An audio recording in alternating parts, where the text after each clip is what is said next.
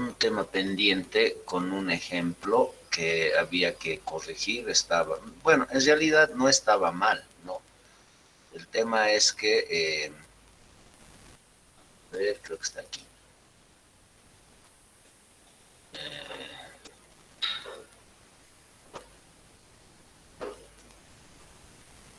Sí, espera. Sección.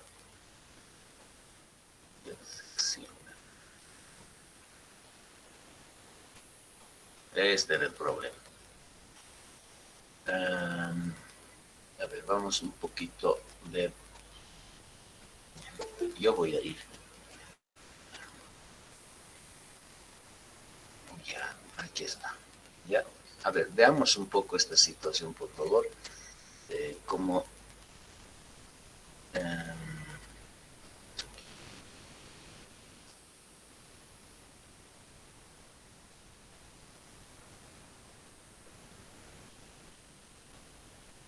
ya. A ver, vamos a ver esta situación primero. Lo que estaba hecho estaba bien, no es que no, pero no era lo apropiado, ¿no? A ver, vamos a hacer la prueba. Y por si acaso, jóvenes, les informo, me reuní con el director académico y me indica que el examen va a ser presencial, sí o sí. No hay posibilidades de que sea virtual. El tema son las aulas, ¿no? Entonces, en una posibilidad muy poco probable, pero que se puede dar, es que podamos dar el examen en cota a cota. Ya, como tenemos aulas del prefacultativo, esa es una posibilidad que se está abriendo, ¿no?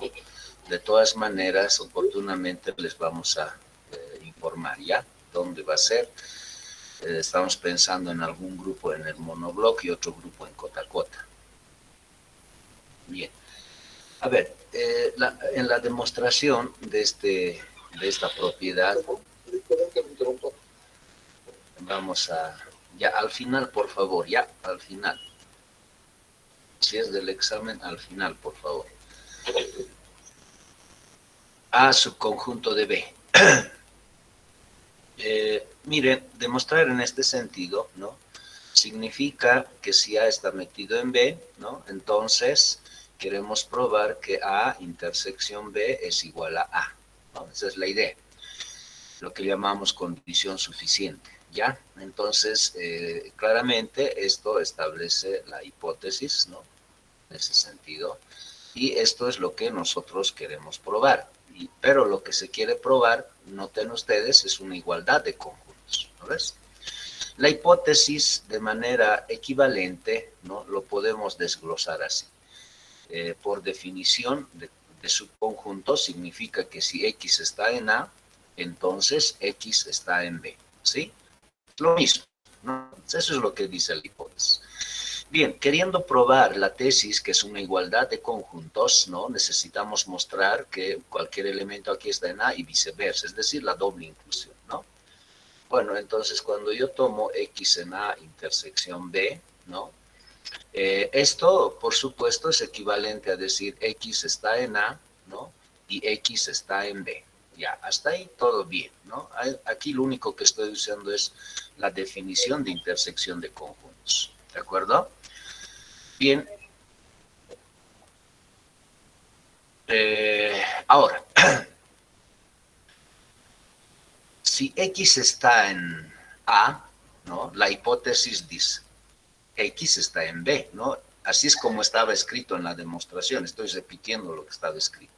Si X está, entonces X está en B y X está en B, ¿sí? Esto de acuerdo a la hipótesis, ¿no? Pero P y P es equivalente a P, entonces esto simplemente es X está en B, ¿no ves? Esto porque P y P es equivalente a P, ¿no? ¿Quién es más fuerte? La implicación. Entonces, con todo esto, lo que se ha logrado probar es que cualquier elemento que está en la intersección también está en B. Quiere decir que A intersección B es subconjunto de B. Entonces, querer mostrar esta igualdad de conjuntos, ¿no? Significa mostrar que A intersección B está metido en A, ¿no? Y que A es subconjunto de A intersección B, ¿de acuerdo? Eso es lo que hay que hacer, ¿no? Entonces, esta inclusión está bien, no es que no está mal, ¿no? Está plenamente justificado. El problema es que esta inclusión no sirve, ¿no? Para lo que quiero. Una de estas dos debería sacar y ninguna de ellas es lo que hemos obtenido, ¿no? Entonces, el problema radica en que, hasta aquí, así, ¿no? Esto no nos ayuda, es verdad, pero no nos ayuda, ¿no? Entonces, lo único que había que hacer es, miren, yo voy a mostrar que A intersección B es subconjunto de A. Entonces, esta X que está en A y está en B, me interesaría mostrar que está en A, ¿no? Bueno, entonces aquí es donde nosotros ponemos, ¿no? Una famosa reglita que se llama la regla de la simplificación, que dice que si yo tengo P y Q, puedo simplificar cualquiera de ellos. Puedo simplificar X en B, puedo simplificar X en A. Pero ¿qué me conviene simplificar en este caso? Esta de aquí, ¿no? O sea, simplifico X en B y lo que me queda es simplemente X en A. Entonces aquí está interviniendo la regla de la simplificación, se llama, ¿no? Dentro de las reglas de inferencia, ¿recuerdan? Entonces hay una que se llama regla de la simplificación. A ver, ¿qué dice esta regla? Dice, si tienen ustedes P y Q, ¿no? Puedes simplificar cualquier, digamos Q, y te queda solamente P. A eso se le llama regla de la simplificación. Este pequeño paso, ¿no? Nos resuelve el problema. A intersección B, decimos, es subconjunto de A. Perfecto, ¿no? Esa era una de las inclusiones que necesitábamos mostrar, ¿no? Ahora alguien dirá, pero entonces la hipótesis no la he usado, no me sirve, no está bien la prueba. No.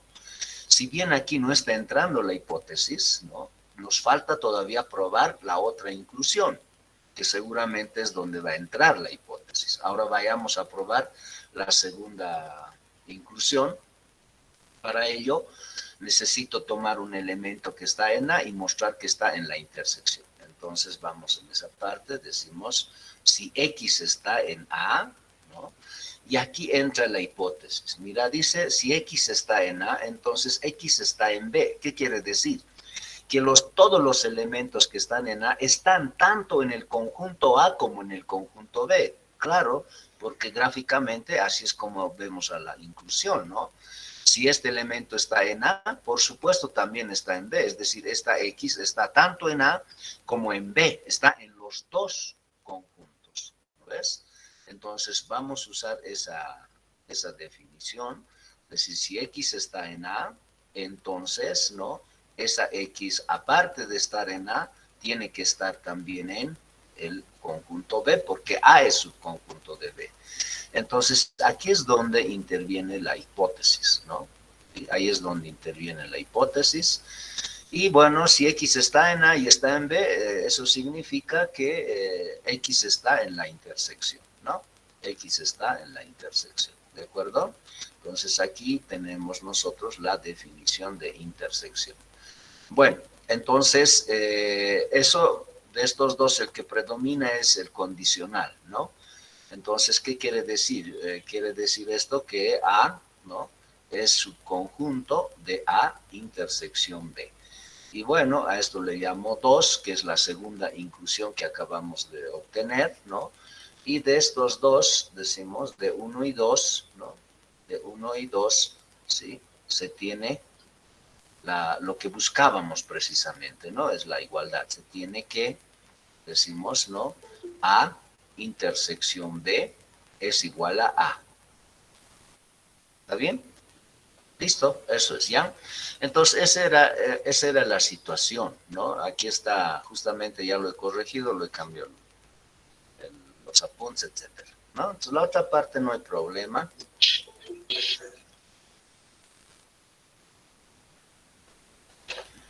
Bien.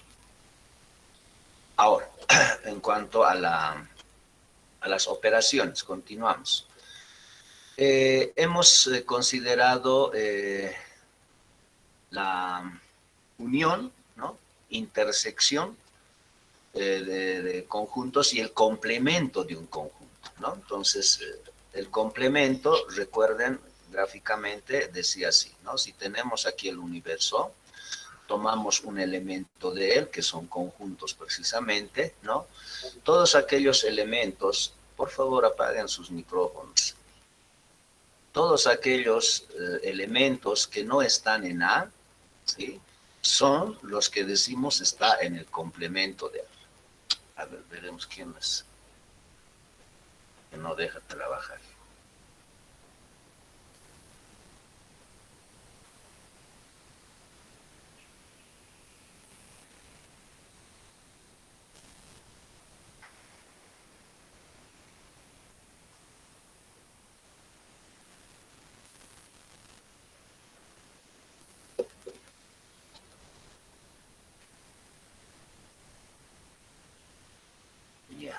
Ya está. Bien, entonces les decía, todos aquellos elementos, ¿no?, que no están en A son los que están en un conjunto que le llamamos el complemento de A, ¿no? Eso es una cosa muy evidente porque, por ejemplo, si hablamos de los reales, ¿no?, la recta real, sabemos que los reales, ¿no?, es la unión de los racionales con los irracionales, ¿está bien? Es como que, digamos, si lo vemos a los reales así, ¿no? Aquí lo vemos a los reales, es como si lo tuviésemos como partido en dos partes. Aquí están los racionales y en aquí los irracionales, que hemos dicho son conjuntos disjuntos, ¿no? Es el complemento de los racionales, por ejemplo, en los reales. ¿Cuál es el complemento? El complemento de los racionales obviamente va a ser este conjunto, que se llaman irracionales. El complemento de los irracionales, obviamente los racionales, ¿no? Si hablamos, por ejemplo, de los enteros, ¿no? A ver, hablaremos de los naturales, que las podemos dividir en pares e impares, ¿no ves? Todos los naturales son o bien pares o son impares. Gráficamente está pasando algo como aquí, ¿no? Digamos, aquí está Z, ¿no? O sea, esto es Z, y aquí está, lo partimos, aquí están los pares y por aquí están los impares, ¿no? Entonces, el complemento de los pares, ¿qué cosa va a ser? El complemento de los pares van a ser los impares. Y el complemento de los impares van a ser los pares, ¿no? Entonces, ese es el complemento de un conjunto, ¿no? Entonces, ahora lo que queremos es hablar de una operación entre conjuntos que se le llama diferencia de conjuntos, ¿no? ¿Cómo entendemos a la diferencia de conjuntos? Pues si este es mi universo, obviamente los conjuntos pueden tener o no elementos en común, ¿no? Una posibilidad, por ejemplo, la vamos a graficar, es esta, que puedan tener elementos en común, ¿no? A este le llamo A y a este le llamo B, ¿sí? Entonces, lo que queremos ahora es hablar de la diferencia de conjuntos, que lo denotamos así, A menos B. ¿Qué es A menos B? Bueno, A menos B es sencillamente todos los elementos que van a estar en A, pero que no tienen que estar en B, ¿no? Como la diferencia, así es como podemos notarlo, ¿no? A menos B, todos en A, pero no en B, ¿no? Entonces, gráficamente, si se diese esta situación, ¿cuáles son esos elementos que van a estar en A? Pues estos están en A y no están en B, ¿no? Entonces, todos estos, ¿sí? Eso es A menos B. Entonces, a este conjunto le vamos a llamar nosotros como A menos B. Entonces, ¿qué es A menos B? Decimos todos los X que van a estar en A menos B, ¿no? Son aquellos que van a estar solamente en A, pero no tienen que estar en B, ¿sí? X no tiene que estar en B. Esa es la definición de la diferencia de dos conjuntos. Ahora, podría ocurrir que los conjuntos sean así, ¿no? Disjuntos, así, A, B, ¿no? Si fuese esta la situación, entonces A menos B todos los elementos que están en A, pero no están en B. Si fuese esta la gráfica, ¿no? Obviamente A menos B, ¿qué cosa va a ser? Va a ser el propio A, ¿no? Porque no hay elementos en común. En la diferencia están todos los elementos en A, menos aquellos que están en la intersección, ¿no? Ahora, si bien esta es la definición de diferencia de conjuntos, ¿no? Noten ustedes que podemos hacer algo aquí. Fíjense, si X está, a ver, X está en A, yo lo voy a copiar como está, ¿no? Pero lo otro, decir que si X no está en B, ¿no? Si X no pertenece a B, entonces el complemento decía, ¿dónde está X? En su complemento, ¿no? Si X no está en este conjunto, ¿dónde tiene que estar? Pues por aquí, digamos, ¿no? ¿Qué es eso? El complemento de B. Entonces, esto yo lo puedo escribir así. X está en el complemento de B, ¿no? Pero si X está en A y X está en este otro conjunto, significa eso que X está en la intersección, ¿no? A intersección B complemento. Todo es sí, solo sí, sí, solo sí. Entonces, aquí me está mostrando que hay una igualdad entre conjuntos y la igualdad sería esta. A menos B resulta ser igual a A intersección B complemento, ¿no? Esta igualdad es muy útil para las demostraciones, ¿no? Hay que tener presente, cuando hay diferencia, lo primero que hay que recordar es esto. A menos B es A intersección B complemento, ¿no? Ayuda bastante en las pruebas porque ya no tengo que agarrar X pertenece a este conjunto, sí, solo sí, etc. Solamente agarramos igualdades usando obviamente las propiedades de conjuntos que ya conocemos, tanto de la unión, de la intersección, etc. ¿Ya? Entonces, a ver, vamos a nosotros ver esta situación. Y otra cosa que también es importante es, ¿no? Fíjense, todo lo que está de rojo es A menos B, ¿sí? Ya. Ahora, ¿qué tal si yo pinto ahora este otro pedacito, ¿no? El que está ahorita de amarillo. ¿Qué tendría que ser ese conjunto? ¿Qué tendría que ser ese conjunto? Ese conjunto es B menos A, correcto. Eso tendría que ser el conjunto B menos A, ¿no ves? Lo que está de rojo es A menos B y lo que está de amarillo es B menos A. ¿Y qué tal si juntamos lo rojo con lo de amarillo, ¿no? Podemos juntarlo, ¿sí? Es decir, yo puedo juntar A menos B, ¿no? Con el otro pedacito que sería B menos A, ¿no ves? B menos A. Este conjunto, porque va a ser otro conjunto, nosotros le vamos a llamar la diferencia simétrica de los conjuntos A y B, o que lo acostumbramos a denotar así, el famoso delta, o el triángulo si quieren, ¿no? A, triángulo B, ¿ya? Que es, repito, se llama diferencia simétrica de los conjuntos A y B, ¿sí? Esa es también una otra operación entre conjuntos, ¿no? Ahora, esta diferencia simétrica, gráficamente, véanlo, ¿de qué otra forma se puede caracterizar? Miren, ¿qué tal si yo hago A unión B? A unión B es todo, ¿no? O sea, inclusive la parte que está sin pintar, este blanquito, ¿no? Todo eso es A unión B, ya. Para que esté en la diferencia simétrica, como pueden observar, de la unión, ¿qué cosa tengo que quitarle? Tengo que quitarle todos esos elementos que están en la intersección. Entonces, de esta unión, le tengo que quitar los elementos de la intersección, es decir, A intersección B, ¿no? Entonces, la diferencia simétrica de dos conjuntos lo vemos como la unión de las diferencias, A menos B con B menos A. O también lo podemos ver como la unión de A con B menos la intersección, ¿no? Porque eso es lo que está haciendo la diferencia simétrica. De todo hay que quitarle la intersección, ¿sí? La intersección. Ahora, noten además, ¿no? Si A y B fuesen disjuntos, como en esta partecita, ¿no? Si fuesen disjuntos, ¿cuál sería la diferencia simétrica? Porque aquí ya no hay intersección, no hay nada que quitarle, ¿no ves? Si fuese esta la situación, en su diferencia simétrica sería solamente A unión B, ¿no? En estos casos, es la unión nada más, ¿no? Cuando no hay intersección, ¿ya? Pero si hubiese intersección, le quitamos la intersección, ¿no? Entonces, eso se llama diferencia simétrica, ¿de acuerdo? Bien, entonces aquí justamente tenemos eso definido, ¿no?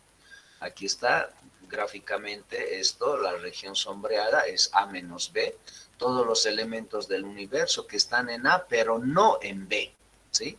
No tienen que estar en B. Entonces, en términos de elementos, significa que un elemento va a estar en este conjunto, se llama diferencia de A con B, si solo si X está en A y X no está en B. Nuevamente, entendemos que aquí hay un cuantificador universal, ¿no ves?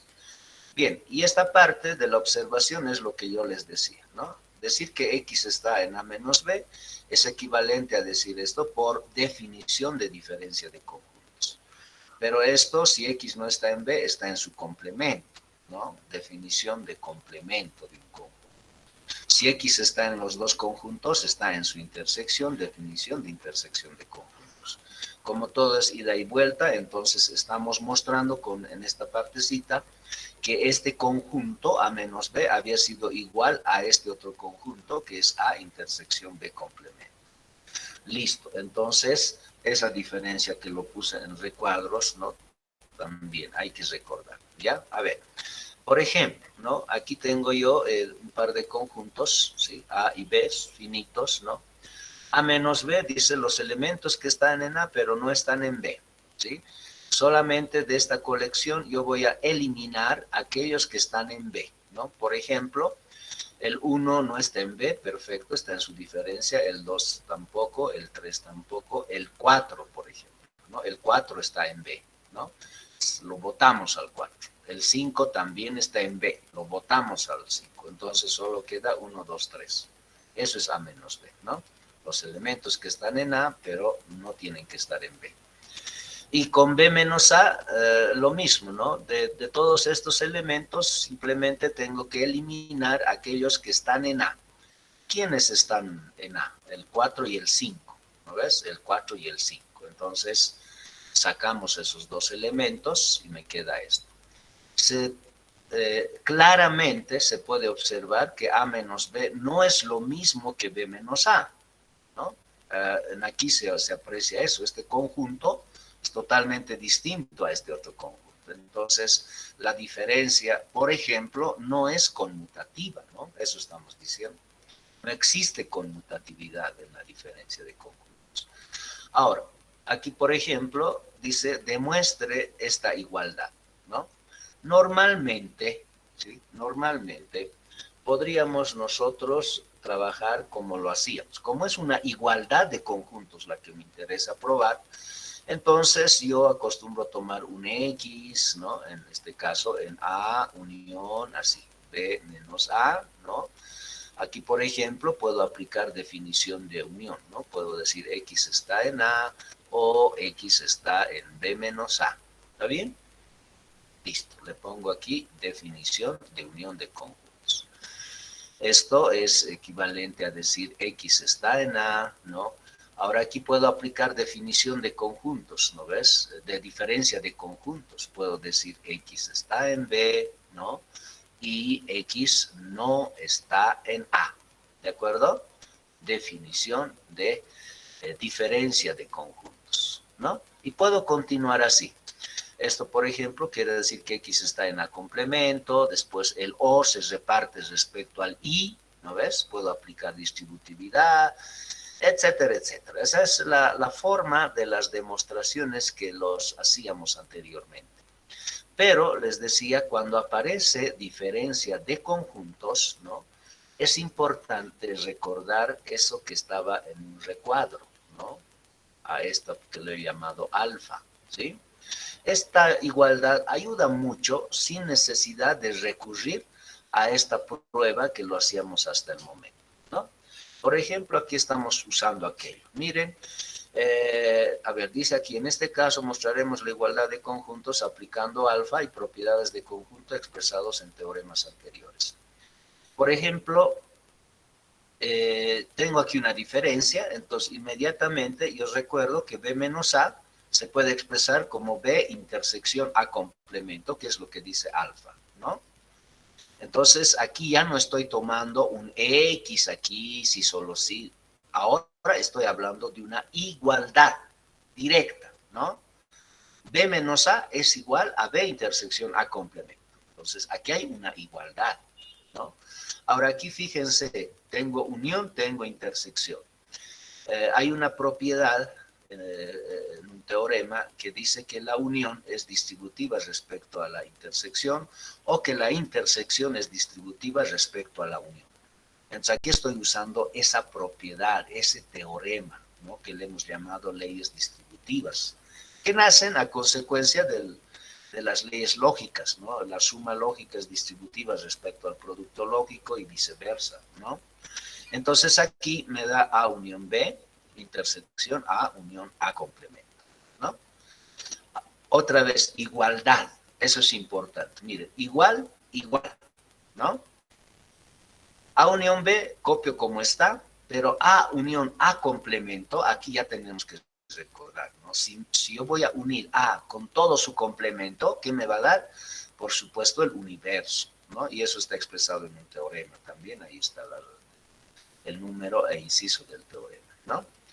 Ahora, si voy a unir A unión, voy a intersecar A unión B con el universo, ¿no? Que lo es todo, la intersección es el conjunto más chiquito, ¿no? Es como en el ejercicio decía, A subconjunto de B, sí, solo sí, A intersección B es igual a A. O sea, la intersección es el más chiquito. Este conjunto es el más pequeño, ¿no? El universo es todo, entonces la intersección va a ser A unión B. En todo esto estamos usando solo igualdad de conjuntos que están expresados en teoremas anteriores, ¿no? Ya no tengo la necesidad de tomar un X, mostrar que está en el otro lado, o sea, mostrar la doble inclusión. De que pueden hacerlo, no es que no, ¿no? Tampoco vamos a decir que está mal, pero no se recomienda, ¿no? Si bien esta es una propiedad algo sencilla, hay otras un poco más pesadas en donde tomar un X, etcétera, no ayuda, quita tiempo. Es mejor usar lo que tenemos a mano y ahora tenemos muchos teoremas, especialmente a las propiedades que involucran a la unión intersección de conjuntos, ¿no ves? Entonces todo eso es lo que hemos usado aquí, todos los teoremas anteriores, ¿no? Entonces eso es más práctico, pero esto se lo hace cuando tenemos o diferencia de conjuntos, ¿no? O bien está la diferencia simétrica, que es la que vamos a ver enseguida, ¿ya? Ahí también vale la pena usar igualdad de conjuntos, ¿no? Bueno, la diferencia simétrica de conjuntos es esta justamente, ¿no? Esta parte de rojito, el lado izquierdo, eso es A menos B, ¿no? Y lo que está en la derecha, la otra región pintada, eso es B menos A, ¿no? Si juntamos ambos, si unimos ambos, tenemos este conjunto que se llama diferencia simétrica de A con B, ¿no? Entonces la diferencia simétrica de A con B es la unión de A menos B con B menos A, ¿sí? O si lo observamos, ¿no? Si unimos todo A con B, de esa unión hay que quitarle los que están en la intersección, ¿no? Le quito los que están en la intersección. Entonces la diferencia simétrica o lo vemos así o lo vemos de esta otra forma. Cualquiera de los dos, no hay problema. Son equivalentes en realidad. Este es totalmente equivalente a esto. Entonces, véanlo como cualquiera de las dos. Vean cuál es la más práctica, ¿no? Es igual en realidad, ¿no? Pero esa es la definición, ¿ya? Por ejemplo, aquí tenemos nosotros al universo del 1 al 9.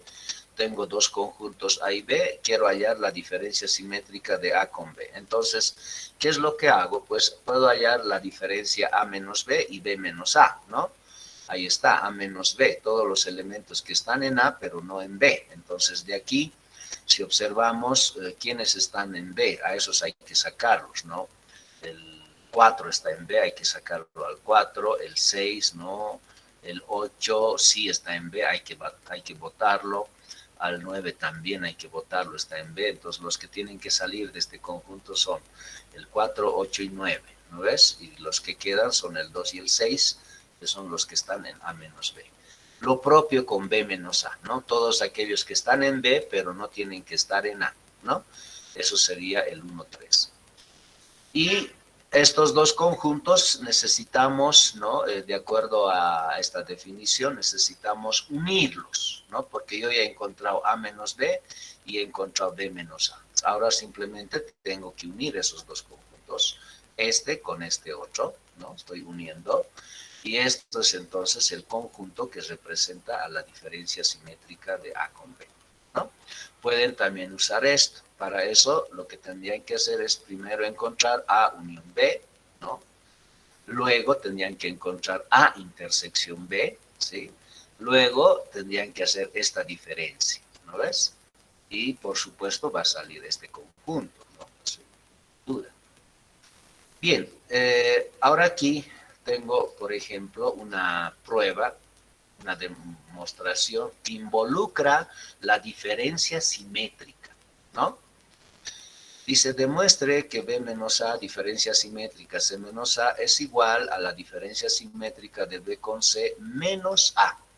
En esta propiedad están involucrados la diferencia simétrica y la diferencia de conjuntos, ¿no? Entonces, para mostrar la igualdad, nuevamente, ¿no?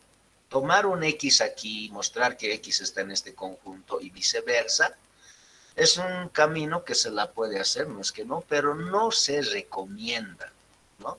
Al menos aquí, con la diferencia simétrica, la cosa se hace muy, muy pesado, ¿sí? Entonces, cuando hay diferencia o diferencia simétrica, es mejor recurrir a la igualdad de conjuntos, ¿no? Expresados en propiedades o teoremas que ya los tenemos, ¿sí? A eso solamente, ¿no? Ahora, este es un poquito largo. Entonces, si ustedes van a partir del lado izquierdo para intentar llegar al lado derecho, ¿no? Se les va a hacer muy, muy pesado. Muy pesado, ¿no? Por ejemplo, este delta es asociativo. A, delta, paréntesis B, delta, paréntesis pues, C, paréntesis, etcétera, igual, ¿no? Más o menos imaginan cómo es la asociatividad, que se cumple, pero prueben la asociatividad, es bien largo de hacerse, ¿no? Entonces, cuando tenemos este delta, sí, son pesaditas las pruebas, pero ¿qué se acostumbra? ¿Qué se sugiere? Como quiero probar esta igualdad, lo más práctico cuando la cosa está muy pesada es agarrar cada uno de los miembros de la igualdad, ¿no? Y desglosarla hasta donde se pueda, ¿no? Agarro el lado izquierdo, aplico propiedades en él, voy desarrollando hasta donde me sea posible. Y hago lo propio con el lado derecho de la igualdad de conjuntos, ¿no? Desglosamos, desarrollamos hasta donde se pueda. Y al final, esas dos últimas, ya desglosadas, desarrolladas, tienen que coincidir. Esa es también una forma de probar la igualdad de conjuntos, ¿no? Y eso es lo que se hace cuando hay diferencia simétrica, en general, ¿no? Y aquí yo estoy haciendo eso, porque es muy difícil, ¿no? Partir de aquí para llegar al otro lado, ¿no? Entonces yo he optado más bien por tomar esto, ¿no? Desarrollarlo, y después tomar este otro, también desarrollarlo. Por eso le he puesto A aquí, ¿no? Para decir, voy a tomar, ¿no? Voy a tomar el lado izquierdo de la igualdad, eso es lo que estoy haciendo, y en él voy aplicando diferentes propiedades, ¿no? De conjuntos, obviamente. Y miren, todo es igual, igual, igual, igual. No hay un sí, solo sí, que lo reservamos cuando estamos hablando de los elementos de un conjunto, ¿no? X está en A, sí, solo sí. Pero cuando son igualdades de conjuntos, estamos usando teoremas, ¿no? Propiedades de conjuntos. Por ejemplo, aquí, estos dos corchetes que tengo simplemente hacen referencia a la definición, ¿no? De diferencia simétrica de conjuntos. Cada paréntesis, véanlo como X e Y. Digamos, el conjunto X diferencia simétrica, el conjunto Y, ¿no? Usando uno de los recuadros que tenía, ¿no? Que decía, por ejemplo, eso es igual a X unión Y menos, hay que quitarle la intersección, X inter Y. Esa parte es la que estoy usando aquí, ¿no? X unión Y menos, ¿no? Le quito la intersección, X inter Y. ¿Se dan cuenta? Entonces, esa definición de delta estamos usando aquí, ¿no? Ahora, en cada corchete aplico hasta donde pueda hacer, ¿no? Por ejemplo, aquí en este paréntesis B menos A, yo recuerdo la propiedad que le he llamado alfa, ¿no? Que dice que B menos A es B intersección A complemento, ¿sí? Eso es lo que estoy poniendo aquí. Esta otra diferencia será C intersección A complemento. En el segundo corchete lo propio, ¿no? B intersección A complemento, C intersección A complemento. Pero además esta diferencia, ¿no? Ahora, estos dos corchetes, si lo vemos como el conjunto X menos el conjunto Y, obviamente eso por alfa dice que es igual a X intersección Y complemento. Eso más estamos usando. ¿Se dan cuenta? Todo el lugar donde hay diferencia le puse alfa, ¿no? Lo reemplacé por alfa, que es una igualdad. A menos B es igual a A intersección B complemento, ¿no? Solamente eso he hecho en todo lugar donde había diferencia, ¿sí? Listo, por eso aquí le puse alfa, ¿no? Ahora, ¿qué puedo hacer? Por ejemplo, en el primer corchete, yo he visto que se puede factorizar. Claro, alguien dirá, ¿por qué no multiplicamos la unión es distributiva respecto a la intersección? Podía haber hecho eso 2 veces, ¿no ves? Está bien, se puede ir por ese lado, pero se va a volver más largo, más pesado. Entonces, yo he optado por factorizar, ¿no? Estoy factorizando A complemento, ¿no? Fíjense, aquí tengo A complemento, tengo A complemento. Entonces factorizo A complemento y me va a quedar B unión C. Listo. En este otro corchete, ¿no? ¿Qué se puede hacer? Fíjense, en el segundo corchete, todo es intersección. Intersección, intersección, intersección. Entonces, no puedo usar la propiedad distributiva, ¿no? Porque todo es intersección. Pero dentro de esta intersección tengo aquí A complemento, intersección A complemento, ¿no? Eso es A complemento nomás, de acuerdo a la ley de la idempotencia, ¿no ves? A intersección A es igual a A, ¿no? Entonces estoy usando la idempotencia. Entonces solamente escribo un A complemento, ¿no? Me queda esto, perfecto. Entonces, en este segundo corchete ya es de esperarse, ¿no? Por este complemento que tengo, puedo aplicar la ley de Morgan, ¿no? La ley de Morgan dice que el complemento de una intersección es unión de sus complementos. Fíjense, aquí voy a tener el complemento del complemento de A, que es A nomás, ¿no? Unión B complemento, unión C complemento, ¿sí? Eso hemos hecho en el segundo corchete. En el primero estoy copiando todo tal cual está, ¿no? Y bueno, ahora aquí no hay posibilidades de que esto se reduzca más, ¿no? No hay, ¿sí? No hay. Entonces, he tratado de factorizar B unión C, pero aquí son complementos, aquí no hay complemento, no se puede factorizar, ¿no? Entonces, lo único que ha quedado por hacer es aplicar la ley distributiva, ¿sí? Se ha agarrado el primer corchete y lo he distribuido respecto a estos tres. Este corchete, intersección A, unión, este corchete, intersección B complemento, unión, este corchete, intersección C complemento. Ahí está, ¿no? Luego, aquí, por ejemplo, ¿no? Tengo A complemento, intersección A. Pero A complemento, intersección A, eso es el vacío, ¿no ves? No tienen elementos en común, ¿no? A intersección A complemento es vacío. Ese vacío me ayuda harto, ¿no? Porque simplifica, ¿no? Eso es vacío, eso es esto, ¿no? Ahora, luego, bueno, en este otro estamos repartiendo, ¿no? Y me quedaría justamente, a ver, un ratito.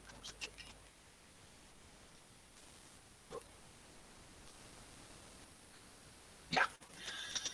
Bueno, aquí hemos aplicado la distributividad del primer corchete respecto a la unión de estos, ¿no ves? Ya. Entonces, ahora, les decía, aquí tengo A intersección A complemento, eso es vacío, ¿no?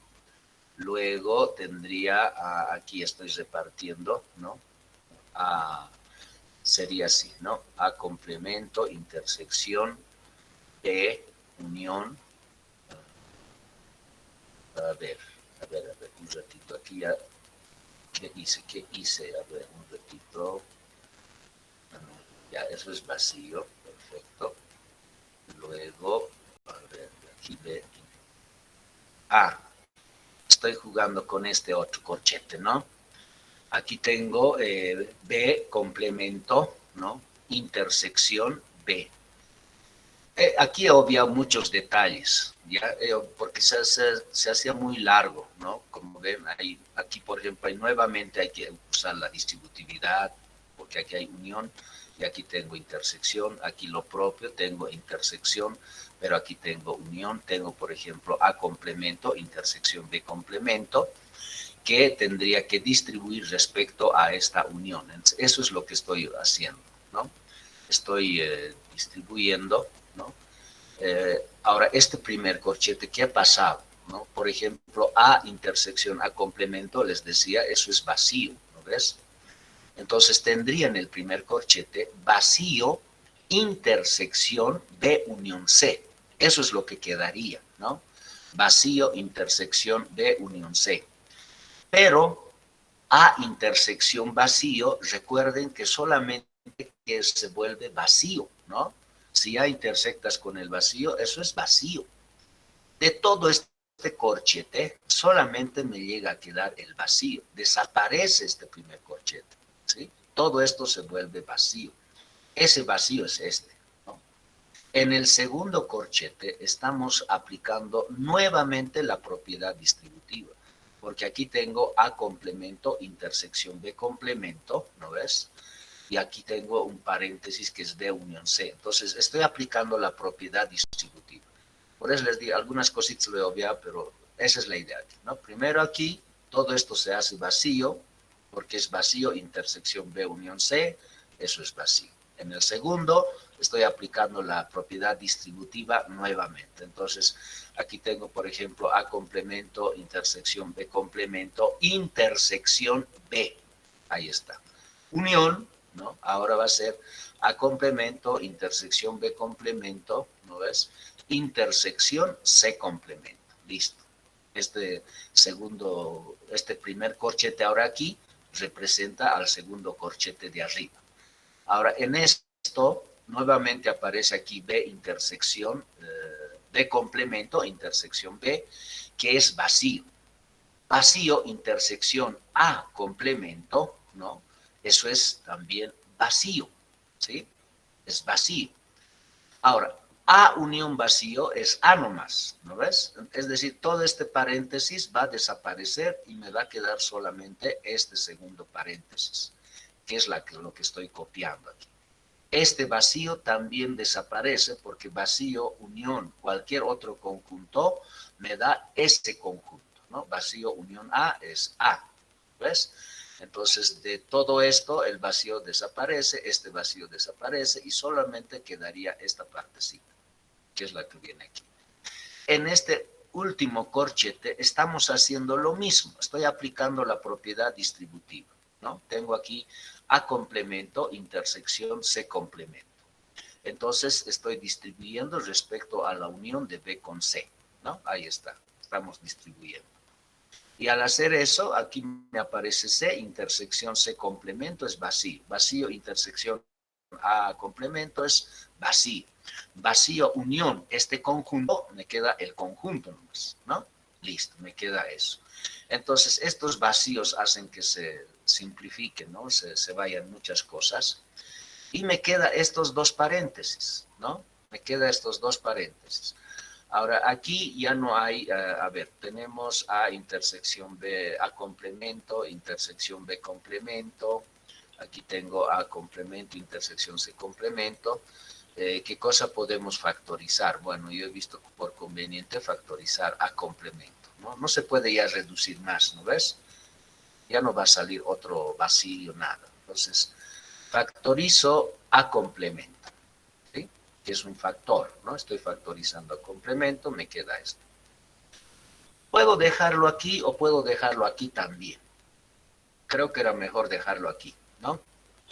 Ya, pero hemos desarrollado hasta donde se ha podido, tratando siempre de simplificar algunas cosas. Eso es bueno cuando aparece el vacío. El vacío ayuda, ¿no?, a simplificar muchas cosas.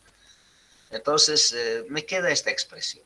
Ya, ahí lo dejo. Entonces, hago ahora lo mismo en el otro miembro de la igualdad, ¿no? Ahora agarro el segundo miembro de la igualdad, que es B diferencia simétrica con C menos A. En él hacemos lo mismo, el mismo juego, ¿no? Entonces, claro, aquí es más cortito todavía, ¿no? Aquí, por ejemplo, estoy usando la definición de diferencia simétrica que dice que de la unión hay que quitar la intersección, ¿no? Eso estoy haciendo. B unión C, le quitamos la intersección, B intersección C, menos A, definición de diferencia simétrica. Ahora, como aquí hay diferencia, le aplicamos alfa, ¿no? Estoy poniéndole alfa, ¿no? En estas dos diferencias, ¿sí? Ahora, estoy en el, ¿qué se llama? En este paréntesis que tengo, dice el complemento de B intersección C, le estoy aplicando en la ley de Morgan, ¿no? Dice que es eso igual a B complemento unión C complemento, que es esto. Este A complemento lo he traído adelante porque la intersección es conmutativa, ¿no ves? Se puede dar la vuelta, no hay problema, ¿no? Lo he traído adelante por comodidad, ¿no? Ahora, de estos, ¿no? ¿Qué estamos haciendo? Pues estoy aplicando la distributividad, ¿no? Tengo aquí B unión C, intersección, aquí tengo dos uniones, ¿no? Entonces aplico la distributividad, ¿no? De este conjunto respecto a esta unión, ¿sí? Al hacer esa distributividad, obviamente, como hace ratos, ¿no? Van a desaparecer algunos. Por ejemplo, en algún lugarcito voy a tener, ¿no? B intersección, B complemento. Eso va a ser vacío, ¿no? Toda esta partecita que hemos hecho va a pasar lo mismo en este corchete que tenemos, ¿ya? Y haciendo esas operaciones, usando la distributividad, teniendo el vacío, me va a quedar así, ¿sí? Esto es lo último que queda, que es precisamente igual a esta otra, a la última que habíamos dejado, ¿no? Es esta justamente, ¿no? Entonces, esa es una manera también de probar. Como ven, en la diferencia simétrica siempre se hace así de pesado, ¿no? Por eso es que tomar un elemento no vale la pena, definitivamente, ¿ya? Lo único que hay que hacer es usar igualdades de conjuntos, ¿no? Es cuando mostramos que los dos miembros de la igualdad en algún momento coinciden, porque ahora este conjunto, como ven, es igual a este otro, ¿no? Entonces decimos que se ha verificado el teorema. Entonces, por eso aquí le pusimos, ¿no? De A y B, decimos, se cumple la igualdad. ¿Sí? Listo. Bien, ese ejemplo. Y aquí está otro ejemplo, ya que en su momento, pues, deberíamos ponerlo ahí, pero yo lo puse al final. Dice, muestra que el conjunto de partes de una intersección es igual a la intersección de los conjuntos potencias, de los conjuntos de partes, ¿no? En otras palabras, esta P que representa el conjunto de partes se distribuye en la intersección, ¿no? Bien, entonces aquí obviamente no vamos a usar igualdades de conjuntos, tenemos que tomar un elemento, mostrar que está aquí. ¿Cuándo se usa la igualdad de conjuntos? Repito nuevamente, cuando en la propiedad a demostrarse están incluidas la diferencia de conjuntos o la diferencia simétrica de conjuntos. Si esas operaciones están presentes, entonces hay que usar igualdades de conjuntos, ¿no? En las otras, no. tomamos elementos que están en A, hay que mostrar que están en B, viceversa, ¿ya? Y aquí estoy haciendo eso, ¿no? Estoy tomando un elemento aquí, y sus elementos, recuerden, son conjuntos. Ahí está, ¿no ves? El conjunto X mayúscula representa un conjunto. Este es un elemento del conjunto de partes de A, sí, solo sí, X es subconjunto de A intersección B, definición de conjunto de partes. Pero si X está en la intersección, significa que X está en A y X está metido en B, ¿no? Es bastante notorio porque si X está en la intersección, está en ese pedacito, entonces está pues, en los dos, ¿no? Tanto en A como en B. Es fácil de probar eso. Luego, si X es subconjunto de A, significa que X es un elemento del conjunto de partes de A. Y si X es subconjunto de B, X es un elemento del conjunto de partes de B. Pero si este X está tanto en este conjunto como en este otro, significa que está en la intersección de los dos, ¿no? Definición de intersección de conjuntos. Y aquí todo es sí, solo sí, ¿no? Entonces hemos probado de manera simultánea las dos inclusiones. Por lo tanto, decimos el conjunto de partes de la intersección es igual a la intersección de los conjuntos de partes de A y B, ¿no? La igualdad ha sido probada. Ahora, si tengo aquí para la intersección, lo más natural es pensar que para la unión se va a dar lo mismo, ¿no? Una propiedad análoga, ¿no? Pero en la unión no hay tal cosa, ¿sí? Por eso aquí, como ejemplo, se puso refute. Refute, ya les decía, significa que esta propiedad no es verdadera, ¿sí? Esta propiedad es falsa, ¿no? Para mostrar que la propiedad es falsa, tengo que exhibir, mostrar, ¿no? En este caso, un par de conjuntos, A y B, de manera tal que estos dos conjuntos, ¿no? Izquierda-derecha, sean distintos, ¿sí? Tengan elementos distintos. Entonces hay que pensar, ¿quién va a ser A, quién va a ser B? Puede haber un montón de ejemplos, ¿no? Pero siempre hay que buscar el más fácil, siempre se recomienda, no hay que pensar en cosas difíciles, ¿no? Lo más fácil, lo más sencillo posible. En mi caso, yo he tomado A, por ejemplo, como un conjunto unitario y B con estos dos elementos, más que suficiente. Ahora, puede ocurrir en algunos casos, ¿no? Encontrar esos conjuntos tampoco es fácil, ¿no? Se dan ejemplos. Puede ser que estos, por ejemplo, cumplan la igualdad. Puede ser que cumplan la igualdad, ¿no? Si fuese esa la situación y el ejercicio dice refute, porque cuando dice refute, me está diciendo es falso, ¿no? Si estos cumpliesen la igualdad, tengo que seguir buscando. Entonces tengo que pensar en otro conjunto como A y en otro como B. Aquí le puedo poner el 1 y 2, digamos, no sé. Pero tengo que seguir buscando porque es falso, ¿no? Entonces, si es falso, entonces hay, ¿no? Por lo menos un par de conjuntos A y B que no van a cumplir la igualdad. Eso es seguro, ¿no? Por eso dice refute. Bien, con estos dos, en este caso, es suficiente, porque si A es esto y este es B, ¿no? La unión viene a estar formado de esta manera. Entonces tengo la unión, tengo A, tengo B, ahora me dedico a calcular sus conjuntos de partes, ¿no? Partes de A unión B. Si la unión tiene estos tres elementos, ¿no? Partes de A unión B va a tener 8 elementos, sabemos eso, ¿no ves? 2 al cubo.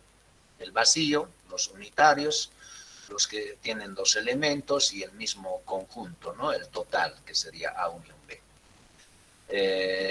Recuerden que partes de A unión B es la colección de todos los subconjuntos posibles que podemos formar con los tres elementos, ¿no? Y estos son todos esos subconjuntos posibles, no hay más, ¿no? Los unitarios son subconjuntos, los que tienen dos elementos, después hay que buscar los que tienen tres, pero los que tienen tres va a ser el mismo conjunto A unión B que está ahí, ¿no? Hacemos lo mismo tanto para A como para B. Partes de A solamente va a tener al vacío y al unitario 1, ¿no? Que es el mismo A. Partes de B, como tiene dos elementos, el vacío, el unitario A, el unitario B, y el mismo conjunto B. Ahora voy a unir estos dos conjuntos, ¿no? Estoy uniendo y me sale esto, ¿sí? Ahora, para ver si se cumple o no esta igualdad, ¿no? Comparo lo que le he llamado 1, que es partes de A unión B, con la parte 2, que es partes de A unión partes de B. Claramente se puede ver que este conjunto con este otro son totalmente distintos, ¿no? Incluso noten que aquí hay menor cantidad de elementos que en el primero, ¿no? Entonces, no hay duda en suponer que son distintos, ¿no ves? Son definitivamente diferentes. De 1 y 2 tenemos que estos dos conjuntos son distintos. Eso es refutar. Entonces, en la unión, el conjunto potencia no se distribuye. Eso es en conclusión, ¿no? Ahora, claro, no se cumple la igualdad, pero sí se cumple una inclusión, lo cual siempre es verdad, ¿no? Y eso es esto, ¿no? Este sí es un teorema, ¿ya? Esto siempre se cumple. Partes de A unión partes de B siempre es subconjunto de partes de A unión B. El que no se cumple, de hecho, es la otra inclusión, ¿sí? Esta otra inclusión. Por eso no se da la igualdad, ¿no? Pero este lado siempre se va a cumplir, ¿sí? Esto se puede probar, ¿no? Bien. Luego tenemos este otro que se llama la cardinalidad de un conjunto, ¿no? ¿Qué entendemos por la cardinalidad de un conjunto? En realidad este ya es un tema más propio de lo que se llama conteo, ¿no? Lo van a ver ustedes en alguna materia, ¿no? Van a hablar de las relaciones recursivas, esto por supuesto no va a faltar, ¿no? Cardinalidad, que se trata o está referido a conjuntos finitos, ¿no? Cuando tenemos un conjunto finito, por ejemplo, el tema de las familias son conjuntos finitos, ¿no? La cardinalidad significa simplemente el número de elementos, ¿no? Del conjunto. En el caso de las familias, ¿cuántos miembros lo componen, no? Esa es la cardinalidad, ¿de acuerdo? Entonces, si tenemos nosotros un conjunto finito, eso es importante, entonces definimos el cardinal de A o la cardinalidad de A, que lo acostumbramos poner con A dos barras, ¿no? Como el valor absoluto, pero esta vez aplicado a conjuntos, es simplemente el número de elementos que tiene el conjunto A. Listo, eso es todo, ¿no? Ahora, obviamente la cardinalidad de A es un número, ¿sí? Es un número, además positivo, ¿no? Si hablo del conjunto potencia de A, por ejemplo, recuerden que si A tiene n elementos, ¿no? Partes de A tiene 2 a la n elementos, que quiere decir que la cardinalidad del conjunto potencia de A tiene 2 a la n, o es igual a 2 a la n, ¿sí? Eso es la cardinalidad, ¿no? Entonces, si tengo yo, por ejemplo, A, como pueden observar, con 4 elementos, entonces su cardinalidad vale 4, justamente. Ahora, la cardinalidad del conjunto vacío se define como 0, ¿ya? La cardinalidad del vacío es 0. Ahora, aquí hay propiedades, ¿no? De conteos que están resumidas aquí, ¿no? De estas, a ver, por ejemplo, ¿qué pasa si A y B fuesen disjuntos, ¿no? Digamos, una posibilidad que se presenta obviamente es que tengamos un par de conjuntos así como A, B, digamos. Entonces, si fuesen así, la cardinalidad de la intersección, o sea, contar los elementos que están en A y en B, obviamente se reduce a sumar la cardinalidad de A con la cardinalidad de B. Si aquí hay, qué sé yo, 2 elementos y aquí hay 3 elementos, la cardinalidad de la intersección va a ser la cardinalidad de A con la cardinalidad de A sumado. Ay, ay, ay, ay, ay. Van a disculpar, jóvenes, no sé qué me está pasando. Aquí otra vez, un horror. Ya, lo voy a arreglar. Esto no es intersección, ya, esto es unión. ¿sí? Es unión, no es eso. Porque la cardinalidad de la intersección sería, pues si se da esta situación, sería vacío la intersección y su cardinalidad se define como cero. Estamos hablando de la unión, ¿no? Si la cardinalidad de A fuese 2 y de B 3, la cardinalidad de A unión B obviamente es sumar el número de elementos de A con el número de elementos de B. ¿Sí? Eso es muy geométricamente muy intuitivo, ¿no? Entonces, este no es intersección, ya es unión. En el caso de que los conjuntos sean disjuntos, dice, la cardinalidad de una unión es la suma de las cardinalidades. Esa es una de las posibilidades. Ahora, claro, la otra posibilidad que se da es que no sean disjuntos, ¿no? Es decir, podría pasar esta situación, ¿no? Puede haber eso, esto es A y esto es B. Entonces, ¿cómo calculo la cardinalidad de la unión en esta situación? Entonces, si yo digo esto, la cardinalidad de la unión es igual a la cardinalidad de A más la cardinalidad de B, eso sería falso. ¿Por qué? Porque los elementos que están en la intersección los estaríamos contando dos veces, ¿no? Dos veces. Aquí tenemos esta propiedad, dice, cuando los conjuntos no son disjuntos, ¿no? Esta es la regla en general, ¿no? La 3. La suma de las cardinalidades, pero hay que quitarle la cardinalidad de la intersección. Propiedad más genérica, ¿ya? Sean o no sean disjuntos, conjuntos son disjuntos, lo que está aquí arriba.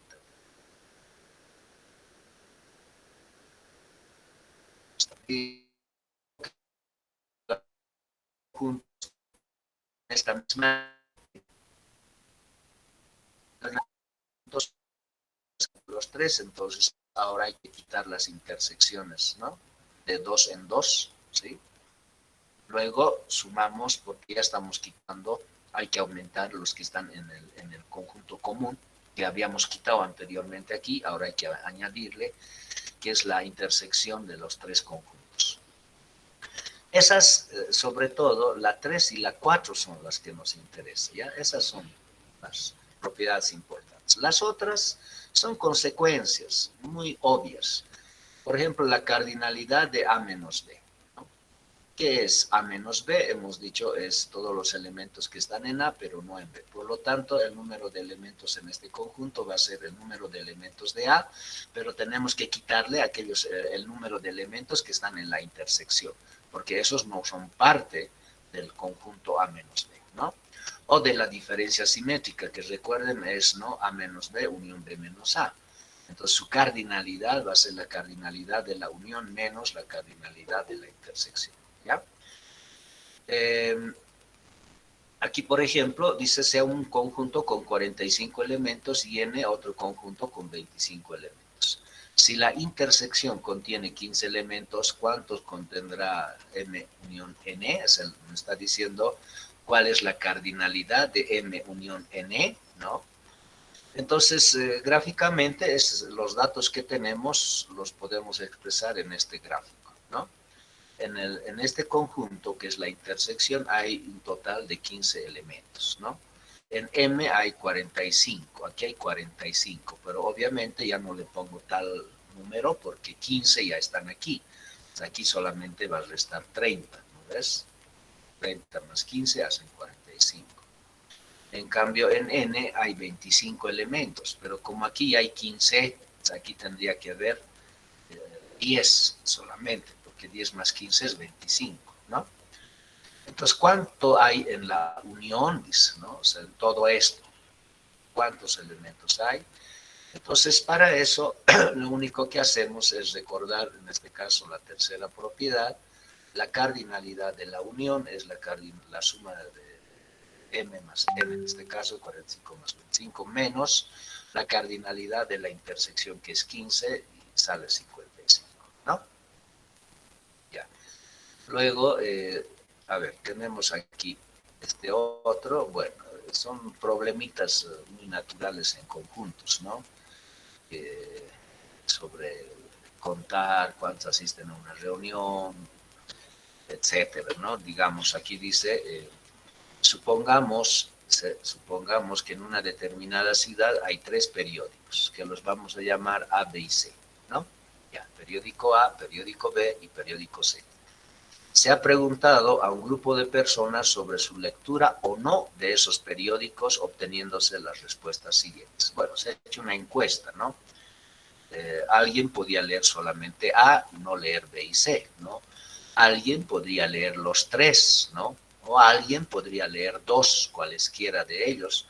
O también a alguien no le interesa leer, entonces no lee pues ninguno de los 3 periódicos. Entonces, son esas posibilidades o ese tipo de respuestas que podemos recibir de este grupo de personas, ¿no? Entonces le pregunto a Juan, ¿usted lee alguno de los 3 periódicos? Me dice, sí, yo leo B y C.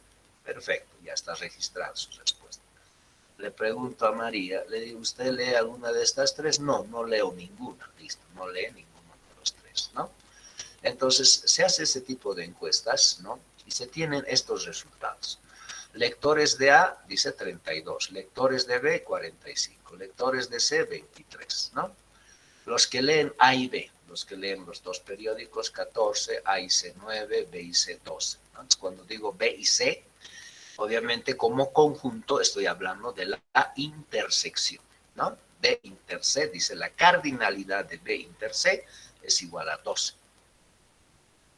Lectores de los 3 periódicos, 5 personas, ¿no? Los que leen los 3.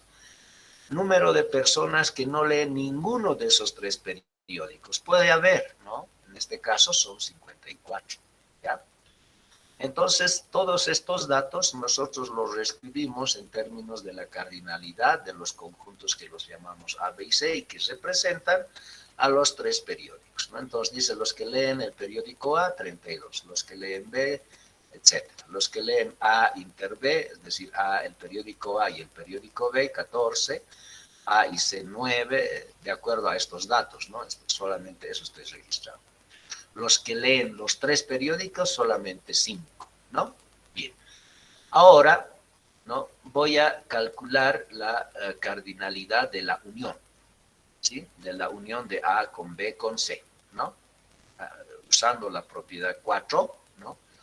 Es la cardinalidad de A más la cardinalidad de B más la cardinalidad de C menos la intersección, ¿no? A con C, A con B, B con C, todo eso, ¿no ves? Todo eso es esto. Más la cardinalidad de la intersección, todo eso sale 70. Pero la pregunta dice, ¿podríamos saber cuántas personas había en el grupo? ¿No? Todos aquellos que leen, ¿no?, al menos uno de sus periódicos, o los 3, ¿no?, suman 70, ¿sí? Los que leen A, o los que leen B, o los que leen C. Pero también aquí hay una parte de respuestas, aquellos que no leen, ¿no? Los que no leen son 54. Entonces tendríamos este número más los que no leen ninguno de los 3 periódicos, que es 54, que hacen 124. Entonces existen 124 personas en el grupo encuestado, ¿no? Esa encuesta que se hizo se aplicó a 124 personas. Eso dice esto, ¿no ves? Y eso es lo que preguntaba, ¿de acuerdo? Bien. Ahora, aquí se ha hecho un pequeño gráfico de la situación como el anterior, ¿no? Por ejemplo, los que están en A, si bien la cardinalidad de A es 32, ¿no? Aquí obviamente no le voy a poner 32 porque en la intersección de A con B hay 9, en la intersección de A con B hay 9, les decía, en la intersección de A con C hay 4, ¿no? Entonces, en la intersección de los 3 hay 5, entonces tengo que sumar todos estos, ¿no? Me tendrían que dar justamente 32, ¿no? Entonces, la sugerencia es colocar primero los numeritos, ¿no?, en las intersecciones, ¿no? Una vez colocados los numeritos en las intersecciones que corresponda, recién colocar el valor restante al conjunto A, ¿sí? Así vamos representando. Entonces, gráficamente también podemos sacar la respuesta, ¿no?, problema, ¿sí? Por ejemplo, este 5 que tengo aquí, esa regioncita es la intersección de los tres conjuntos, ¿no? A con B con C, ¿sí? Ya. Bien, y tenemos aquí el producto cartesiano, ¿ya? El producto cartesiano es un conjunto cuyos elementos son pares ordenados, ¿no? Entonces aquí tengo el producto, así es como lo denotamos, A por B, ¿sí? Que hace referencia a la multiplicación, ¿no? Entonces podemos pensar en ese sentido cuando hablamos el producto de dos conjuntos, ¿no? Todos los pares XY, tales que X está en A y Y está en B. Entonces la definición es esta. La pareja, este XY es un par ordenado, ¿no? XY pertenece a por B si solo si X está en A y Y está en B. La primera se llama primera coordenada, segunda coordenada o primera componente, segunda componente, no hay problema, ¿no? Para que esté en el producto, entonces X tiene que estar en el primer conjunto y Y en el segundo. Algo que es importante notar aquí es que cuando yo tengo una pareja, digamos, X y Y, ¿no? Tengo una pareja XY, tengo la pareja YX, ¿no? Estos dos, ¿sí?, son distintos. Y es muy natural, ¿no? Porque cuando agarran ustedes el par ordenado 2,3 en el plano, ¿no?, y toman el par 3,2 en el plano, saben que estos dos representan a puntos distintos, ¿no ves? Son diferentes esos dos puntos, ¿no? Entonces, de ahí que no hay conmutatividad, ¿no? Aquí el orden es importante, ¿sí? Bien, entonces, en particular, si los conjuntos fuesen iguales, que es lo que nos interesa en el siguiente capítulo, ¿no? Si A fuese igual a B, entonces tendría la multiplicación A con A, ¿no?, que es A cuadrado, ¿sí? Y A cuadrado sería todo el conjunto de pares ordenados que van a estar tanto en A, es decir, X va a estar en A y el segundo Y también tiene que estar en A, ¿no? A ver, tengo aquí dos conjuntos A y B. ¿Cómo construyo A por B? A por B es simplemente formar todos los pares ordenados, pero en el orden requerido. A primero, B segundo. ¿No ves? En ese orden. Entonces tomo el elemento, el primer elemento de A, el 1, y voy haciendo pareja con cada uno de los elementos de B, ¿no? El 1 hace pareja con el primer elemento, que es A minúscula.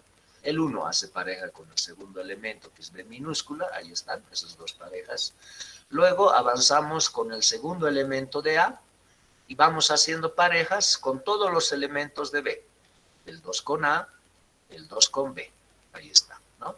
Luego tomo el tercer elemento de A y este tiene que hacer pareja con cada uno de los elementos de B. 3 con A, 3 con B. Ahí está, ¿no? Eso es A por B. Así es como construimos A por B. Ahora, estos pares, por nuestra experiencia en el plano, ¿no?, cuando tengo el par ordenado 2,3, sabemos cómo localizar el punto en el plano con estas coordenadas, ¿no ves? Somos buenísimos en eso. Podemos representar gráficamente en esa misma idea, ¿no?, al conjunto A por B, ¿no? Por ejemplo, yo estoy agarrando dos rectas, ¿no? No necesariamente rectas reales, ¿no? En mi caso, estas rectas representan conjuntos, ¿no? El primero es mi conjunto A, la segunda recta es el conjunto B. En él localizo sus elementos. A tiene 1, 2, 3. El conjunto B tiene elementos A y B, ahí está. Y como localizábamos las coordenadas, hacemos lo mismo, ¿no?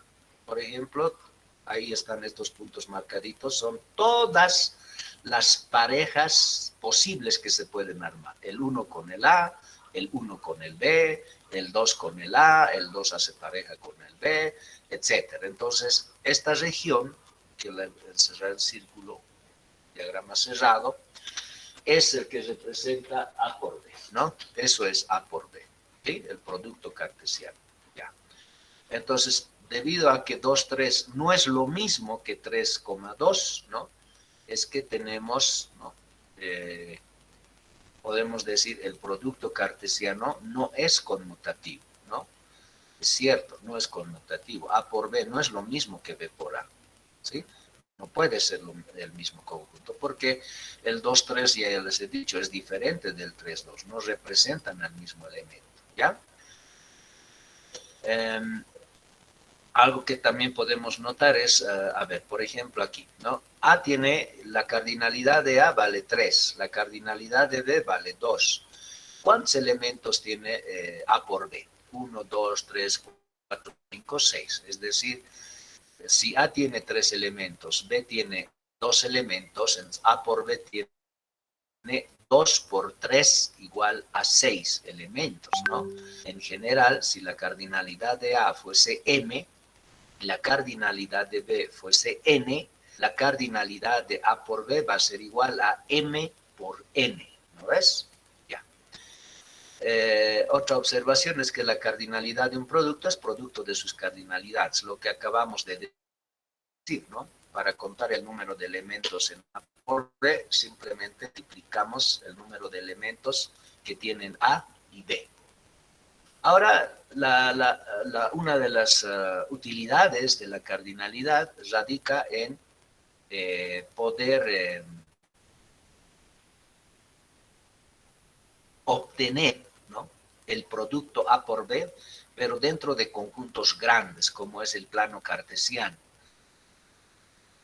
Miren los conjuntos, ¿no?, que son esencialmente intervalos, ¿no? El conjunto A es el intervalo desde 1 cerrado hasta 5 abierto. En cambio, B es el intervalo cerrado en 2, abierto en 3. ¿No ves? Son 2 intervalos que tengo, ¿no?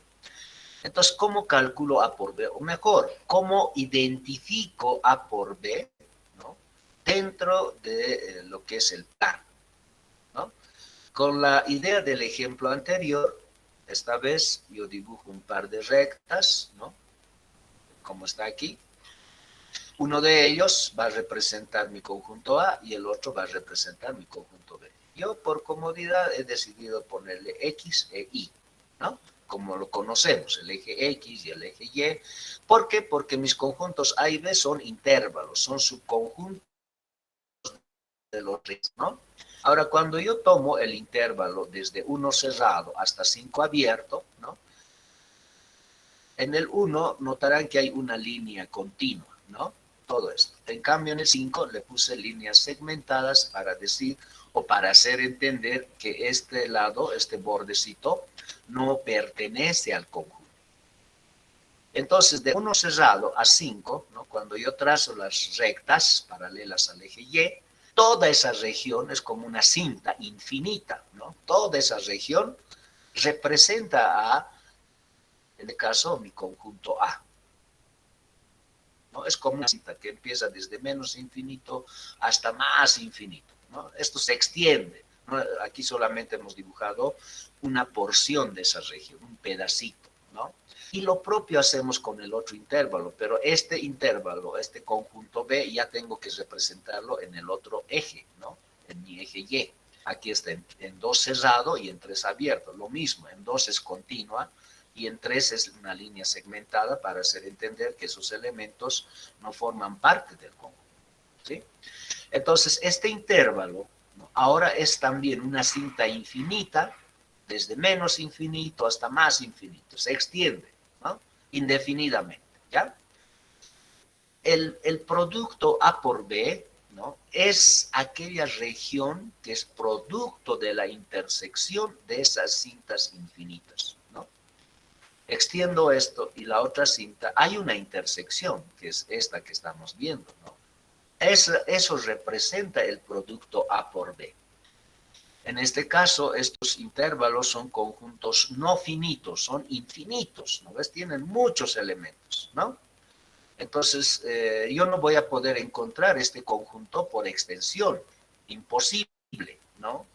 Pero sí podemos visualizarlo, ¿no? Podemos visualizar ese conjunto que es el producto. Es toda esta región. aquí va a ser cerrado, aquí va a ser cerrado, aquí es abierto, abierto, ¿no? Es esta región rectangular que vemos, pero en donde podemos observar que dos fronteras, como es esta y esta otra, no forman parte del conjunto, solamente está esta y esta otra, ¿no? Eso nomás, ¿sí? Bien, aquí tengo un ejemplo que pide probar una propiedad, pero esta vez este teorema, ¿no?, involucra al producto cartesiano. ¿Qué hago aquí? ¿Puedo usar igualdad de conjuntos como la diferencia o diferencia simétrica? No. Aquí tenemos que usar sí o sí lo anterior, ¿no? Tomar un elemento que está aquí, mostrar que está en este otro y viceversa. Es decir, hay que probar esto con la doble inclusión. La idea es la misma, solamente que aquí tenemos que tener cuidado, ¿no?, en que los elementos ahora, de cuando hablamos del producto cartesiano, ¿no?, ya no son elementos X nomás. O sea, no puedo tomar aquí un X aquí, mostrar que está aquí, sino como es por, ¿no es?, tengo que tomar un par ordenado, porque sus elementos son pares ordenados. Cuando yo hablo del conjunto potencia, inmediatamente tengo que recordar que sus elementos son conjuntos. Por lo tanto, tengo que tomar, en ese caso, ¿no?, un elemento que sea un conjunto, o sea, letras mayúsculas tengo que usar, ¿no? Cuando quiero probar una propiedad donde hay producto cartesiano, sus elementos son pares ordenados. Entonces, yo tomo un XY que está en este conjunto, ¿no?, A unión B por C, dice la definición de producto cartesiano, que el primer componente X va a estar en el primer conjunto, que es A unión B, y la segunda componente, que es Y, tiene que estar en el segundo conjunto, que es C. Definición de producto cartesiano. Ahora, si X está en A unión B, ¿no?, definición de unión quiere decir que X está en A o X está en B, ¿no?, definición de unión. Y en C estoy copiando como está, ¿no? Ahora, vean ustedes, aquí tengo un producto y aquí tengo una suma lógica. Entonces, tengo que distribuir el producto respecto a la suma lógica, ¿no? Aquí estoy haciendo uso justamente de la propiedad distributiva, ¿no? Ahora, una vez aplicada la propiedad distributiva, agarro el primer paréntesis, por ejemplo. A ver, ahora entendamos aquí qué dice. X está en A y Y está en C, ¿no? Entonces, la pareja X, Y tiene que estar en A por C, definición de producto cartesiano. En el segundo paréntesis ocurre lo propio. X está en B y Y está en C, que significa que la pareja X, Y pertenece a B por C, ¿no? Definición de producto cartesiano. Pero si esta pareja X, Y está en A por C o está en B por C, esta O es la unión, significa que X, Y pertenece a la unión de estos dos conjuntos, A por C, unión B por C. Todo lo que se ha hecho es sí, solo sí, es ida y vuelta, ¿no? Por lo tanto, hemos mostrado que este conjunto es igual a este otro conjunto. Entonces, de esa manera se establece la igualdad. El único cuidado que hay que tener aquí es que si hay producto cartesiano, sus elementos son pares ordenados. Eso es todo, ¿no? Bien, me olvidaba una parte más, ¿ya? Vamos a completarlo aquí, por favor. Lo voy a subir esto más. Son lo que llamamos operaciones, ¿sí?, generalizadas, ¿ya? Cito más. Generalizadas. ¿A qué se refieren con las operaciones generalizadas? Bueno, primero hemos definido A unión B, A intersección B, ¿no? Puedo calcular la unión de 3 conjuntos, de 4 conjuntos, puedo calcular la unión de un número finito de conjuntos, o puedo calcular la unión de un número infinito de conjuntos, ¿no? Entonces, para eso las notaciones son las siguientes. Primero, yo voy a agarrar un conjunto I, le voy a llamar, ¿no?, que va a ser así: 1, 2, 3, etcétera, etcétera, ¿ya? O sea, del 1 hasta más infinito, ¿no? Y voy a usar otro conjunto que lo voy a llamar I sub n, ¿no? En cambio, este conjunto va a ser 1, 2, 3, etcétera, etcétera, pero este va a tener un final, que va a ser n, ¿ya? A estos dos nosotros le llamamos, a cualquiera de los dos le llamamos conjunto de índices, ¿ya? Conjunto de índices. Cuando pongo i sub n significa que es finito, llega hasta n, ¿no? En cambio, si pongo i es infinito, 1, 2, 3, etc. Entonces, la idea es, ¿no? Si yo agarro, por ejemplo, a sub 1, unión, a sub 2, unión, ¿no? Digamos hasta a sub n. Quiero unir un número finito de conjuntos. La notación que acostumbramos usar en estos casos es así, como la sumatoria, ¿recuerdan?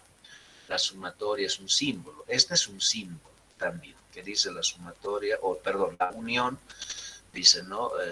Puedo ponerlo así, desde i igual a 1 hasta n de los a sub i, ¿ya? Lo escribo así, ¿no? O, si lo prefieren, puedo escribir también así, todos los i que están en i sub n de los a sub i. Cualquiera de los dos.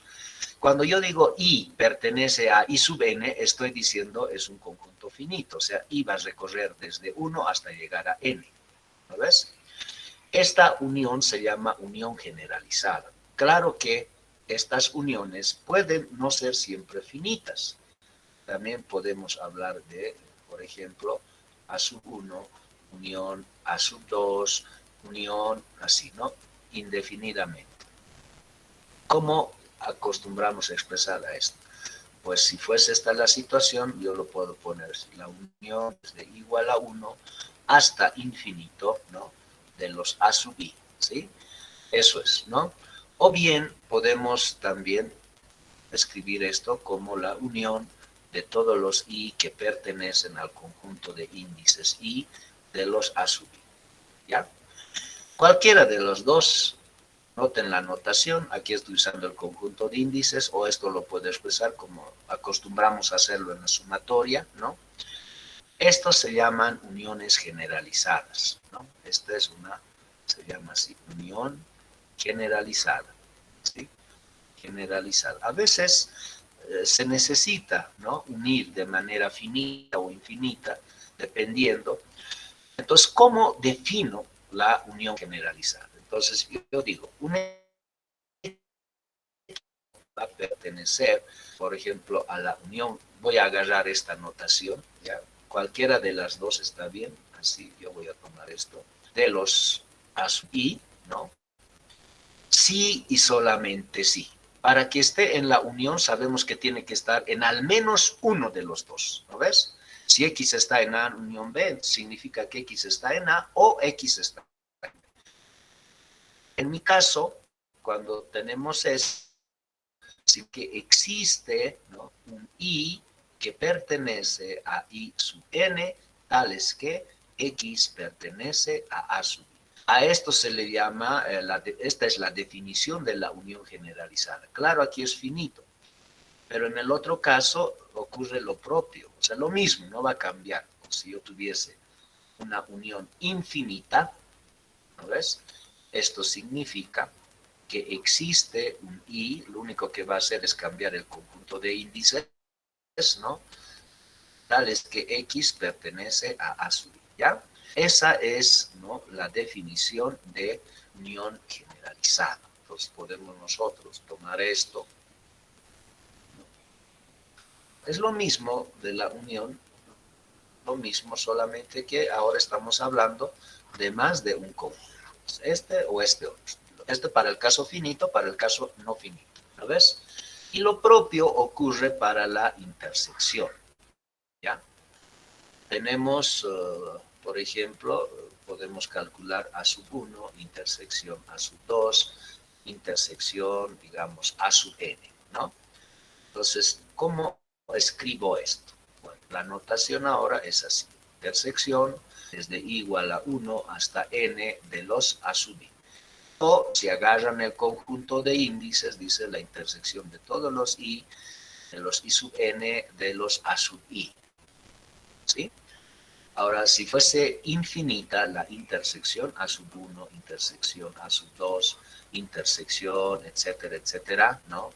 Si fuese una intersección infinita, escribimos la intersección desde I1 hasta infinito de los A sub I, ¿no?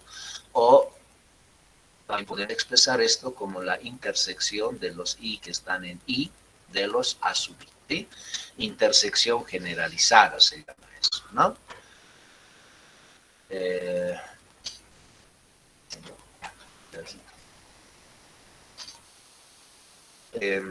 La definición, ¿no? La definición. ¿Qué significa, por ejemplo, que X pertenezca, ¿no?, a la intersección, ya sea finita o infinita? Para que un elemento esté en la intersección, ¿no?, finita o infinita, ¿no?, ¿qué tiene que pasar? Un elemento está en la intersección si está en cada uno de los conjuntos, ¿no ves? Tiene que estar en cada uno de los conjuntos. Entonces, esta X tiene que estar en todos los A sub I. Entonces, nosotros decimos, sí, solo sí, para todo I, ¿no?, de I sub n, ¿sí?, se tiene que X pertenece a A sub I. En nuestro lenguaje está diciendo que para que un elemento esté en la intersección generalizada, tiene que estar en cada uno de los conjuntos. Por eso dice para todo I. Nadie se salva de la excepción, ¿no? O en el caso infinito, lo mismo, ¿no? Si I está en I, ya, de los A sub I, significa eso, ¿no?, que para todo I de I, ahora, ¿no?, X va a estar en A sub I, ¿sí? Entonces, ya sea lo uno o lo otro, ¿no?, pasa esto en términos de los elementos, ¿no?, en esas operaciones generalizadas que pueden presentarse. Puede haber casos así. Ya. Esa es la definición. Ahora, aquí hay propiedades. A ver, antes podemos, a ver, por ejemplo, ¿no? Por ejemplo.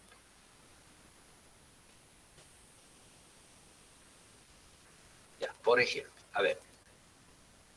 Yo voy a tomar mis A sub I. Voy a tomar hartos conjuntos. Voy a tomar, por ejemplo, así, de I cerrado hasta I más 1, ¿ya? Voy a tomar eso. Desde I, digamos así, hasta I más 1 abierto, ¿sí? ¿Qué quiere decir? Por ejemplo, A sub 2. ¿Qué va a ser A sub 2? Va a ser el intervalo cerrado en 2 hasta 3 sería, ¿no ves? Así sería, ¿no? Ahora, claro, podemos hacer finito o infinito, pero mis conjuntos son así. El A sub 2 va a ser así, el A sub 3 o el A sub 5, por ejemplo. ¿Cómo va a ser? Va a ser 5 hasta 6 abierto, ¿no? Así va a ser. ¿No?, generalizada de I en I de los A sub I, ¿ya? ¿Qué es esto? I es un conjunto de índices no finito, ¿no? Entonces, esto va a escribir, es así, ¿no? Esto va a ser desde 1 hasta 2, así, ¿no ves? Unión sería, ¿no? Para 2, esto va a ser así, digamos, desde 2 hasta es de 2 hasta 3 sería, ¿no ves? Abierto. Unión, aquí sería. Desde 3 cerrado hasta 4 abierto. Unión. Y así, ¿no? Esto es de nunca acabarse, ¿sí? Porque I recorre el conjunto de índices que es I, que es infinito, ¿no? Eso es, ¿no? Entonces, esta unión, obviamente en los reales esto, ¿no? Es un conjunto de R, ¿ya? Esta unión, ¿qué cosa es? Noten, ¿no?, que el 2, si bien es abierto aquí, en este otro ya es cerrado. Entonces, es como si se juntase. Es como tener así, digamos, aquí está el cerrado 1, después aquí tengo el abierto, que es 2, ¿no? Pero el siguiente que viene es cerrado en 2, o sea, esto que estaba agujero al principio, ahora lo tapamos y se vuelve abierto en este otro lado.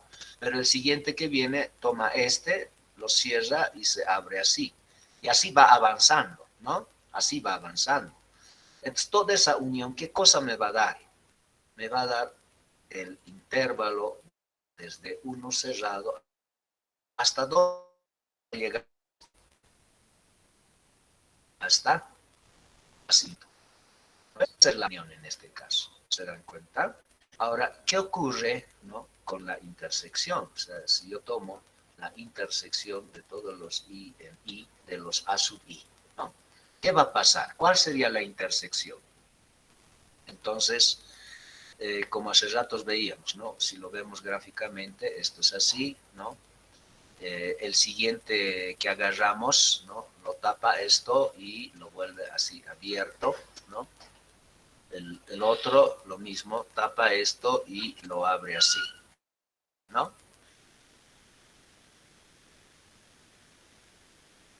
La vacío.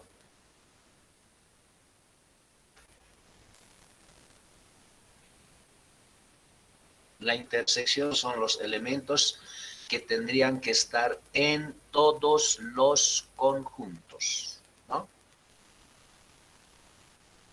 ¿Cuál será la intersección? A ver, vacío, el primer conjunto, ¿cuál sería? A ver, primerito podemos ver, si no hay una idea clara, ¿no?, hagamos un testeo. Digamos aquí, yo voy a graficar los primeros dos conjuntos, ¿ya? Cerrado en 1, ¿no ves? Aquí dice así, cerrado en 1, abierto en 2. Ahí tienes todo esto. Esto es mi A sub 1, ¿no ves? Ahora voy a graficar el segundo, que sería cerrado en 2, ¿no? Tomo esto, lo pinto hasta 3, abierto, ¿sí? Este va a ser, ¿qué se llama? 3. Entonces, están así. ¿Cuál es la intersección de estos dos? El 2, obviamente. Ah, no, no, perdón. El 2 estará en la intersección del rojo y el verde. No, ¿no? El 2 pertenece a lo que está de verde, pero no pertenece al que está de color rojo. Entonces, si yo intersecto estos dos conjuntos, ¿no?, la intersección de estos dos, es decir, de A sub 1 con A sub 2, ¿no?, que es el que está de rojo y verde, eso es vacío. No hay elementos en común, ¿no? El 2, noten que en el rojo es abierto, no es cerrado, ¿no? Aquí es abierto, ¿sí? El 2 está en A sub 2, eso es cierto, pero no pertenece a A sub 1. Por lo tanto, no está en la intersección. Entonces, la intersección de estos dos es vacío. Ahora, si agarro A sub 1, A sub 2 y A sub 3, voy a ver que es vacío, ¿no? No hay elementos en común. Entonces, eso me permite conjeturar y afirmar que esto es vacío, ¿sí? Esa intersección es vacío. ¿Está bien?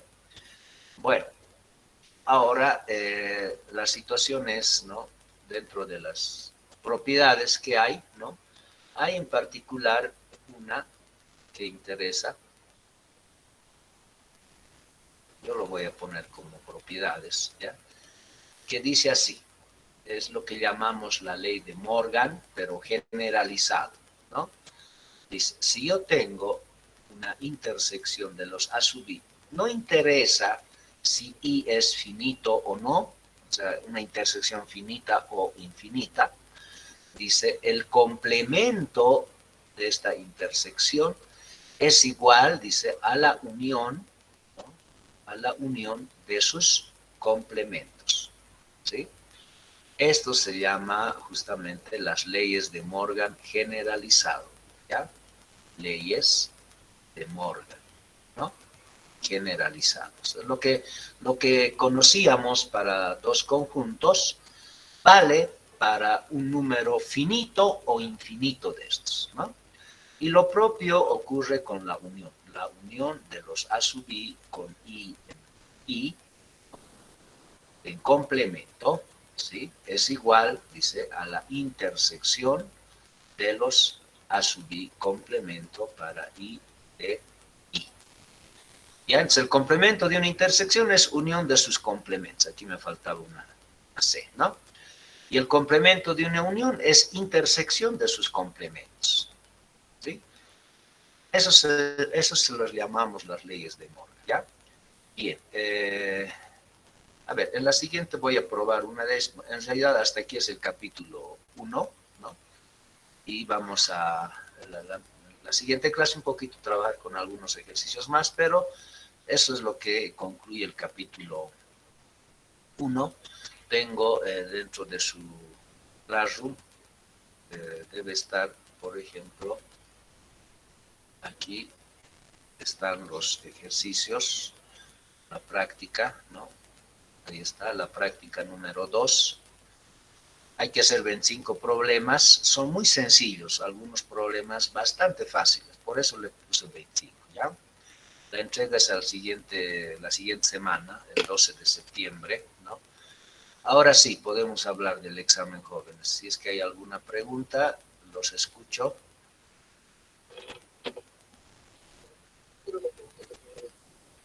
La fecha se va a seguir manteniendo, ¿no? O sea, presencial, porque la fecha era sábado pasado. La fecha se mantiene, no vamos a cambiar la fecha. Lo que sí está confirmado es presencial, porque yo en realidad había solicitado que pueda ser virtual, ¿no? Para la comodidad de todos y el tema de la pandemia, etcétera. Pero me dicen que hay una resolución en donde se detalla que los exámenes tienen que ser presenciales, ¿no? Entonces, eso ya está definido, ¿ya? Lo que falta es, ¿no?, la hora y las aulas. Eso es ahorita el problema. Las horas en realidad, o las horas se va a definir en función a las aulas, porque recuerden que también hay lineal, ¿no?, ese mismo día.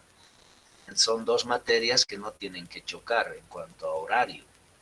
Si lineal es, qué sé yo, de 8 a 10, álgebra va a ser de 10 a 12 o viceversa va a ser, ¿no?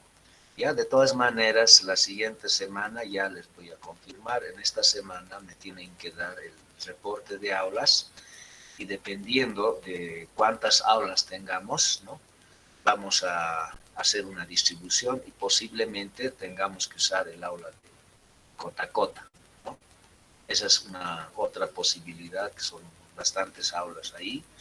Arriba no hay informática, indica que no tiene aulas, se ha hecho la solicitud, ¿no? Los pabellones A, B, C, D, que eran de la facultad hace años, ahora se lo han agarrado a administración y no sé qué otras carreras que tienen edificios propios, y bueno, se lo han tomado, así es que no hay posibilidades de contar con esas aulas, ¿no? Salvo que manden notas, no sé, pero eso ya está a cargo del director académico, ¿ya?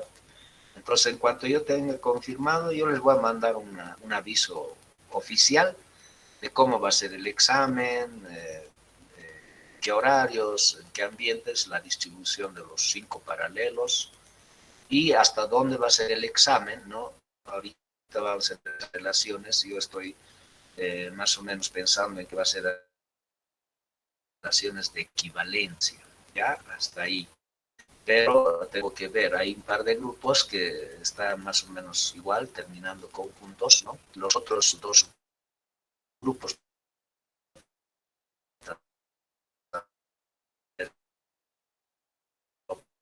es que sea esta relación de equivalencia. ¿Está bien? A ver, sí, sí, la fecha no cambia, ¿no? Ya, sí, les voy a avisar. A ver, ¿alguien más creo que tenía alguna pregunta? Alguien levantó la mano. Ya, entonces quedamos ahí jóvenes, ya, trabajen con la práctica, no se descuiden jóvenes, son problemas sencillos, ¿no? Traten de hacerlo, escojan ustedes sus problemas, ¿ya? Listo, hasta luego jóvenes, chao, chao.